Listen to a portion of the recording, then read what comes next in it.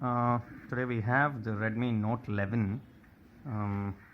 This is the box that it comes in. You can see all the specifications right here, and it's got some bunch of awards. Some of the noticeable things are that it comes with a 90 Hz AMOLED display, and it's got a 5000 mAh battery, and it's got a 50 megapixel camera, and it's a made in India phone.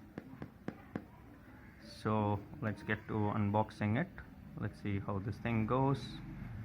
Okay.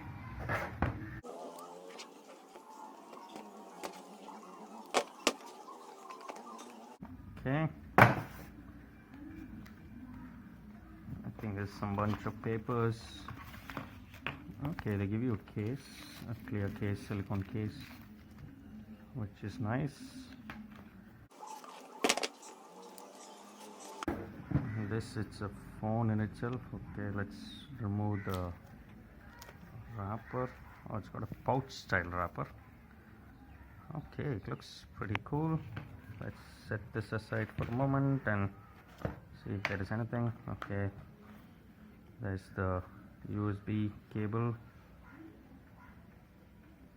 Okay, it's a type A to type C, and a bulky charger. Okay, that's about it. Let me just start the phone.